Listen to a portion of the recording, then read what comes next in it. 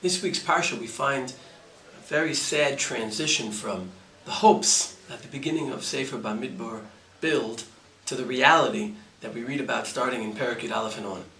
The first 10 prakim of Sefer Bamidbar are about organizing the camp around the Mishkan, inaugurating the Mishkan with the Korbanos of the Nesiim, all this in preparation for travel.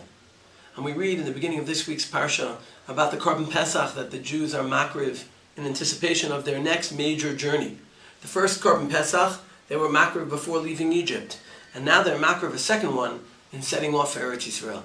And finally, the long-awaited day comes. The cloud moves off the Mishkan on the 20th of Iyar and starts heading off towards Eretz Yisrael, and the whole camp that's been set up for this moment starts moving in that direction. Really around this period of time, right before Shavuot. We hear of the positive anticipation, the good hopes that Moshe and the Jewish people have in the words of Moshe to his father-in-law, inviting him to come with the Jewish people to Eretz Yisrael. And even when Yitro hesitates and talks about going back to his land, Moshe reiterates his belief that it's going to be good for the Jewish people and therefore the Jewish people should join him. Yitro should join the Jewish people. And that's why it's so depressing to see already in Parshat Aleph, the parak begins, Vayhi ha'am kimitonim ra. They're complaining, they're seeing bad. And this bad is so infectious that eventually we read in Pasuk Tet that not only does it anger God, but uveinei Moshe ra. The same Moshe Rabbeinu who in the parak before anticipates only good and is so insistent that Yitro join the Jewish people, here he's been infected by the Jewish people's view of only bad. And now he too sees what's happening as bad. And of course the turning point are those psukim at the end of Perek Yud, surrounded by the double nuns in parentheses. The psukim that describe what could have been, what should have been, what would have been. That's how the traveling through the desert should have happened.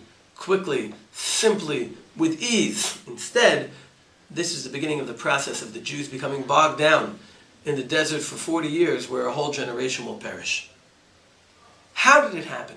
How do we go from such great hopes to such failure? There are many answers for this question. The famous Medrash the Ramban quotes about how they left Har Hashem.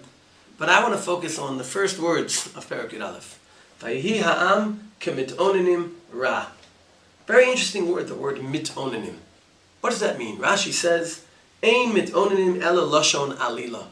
It means where a person comes up with a false accusation, where he finds something to complain about. Or in the words of Rashi, Mevakshin alila heach lefrosh me'acharei hamakom. The Jews looked for a reason to not follow the path that they knew they were supposed to follow, following HaKadosh Baruch Hu. And I think there's a big lesson here. First off, that sometimes the biggest problems begin with kvetching. It doesn't always have to be something major, and very often it's because people are looking for a reason to complain, not because the complaint warrants what the people are actually saying about it. The second point is that often these complaints emanate from people's hesitation, fear, insecurity in following a path which they know is right, which they have every reason to believe they'll succeed with, which is the path HaKadosh Baruch Hu is leading them on, but they have hesitations anyway. It's understandable that people are afraid of the steps we take at each stage in our lives.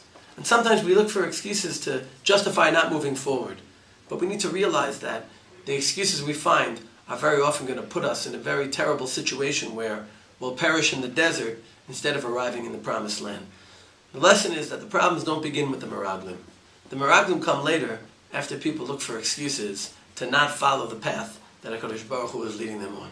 Let's all make sure that in our own travels through life, we internalize this lesson and gain the confidence to follow the paths we know are right for us. Shabbat Shalom.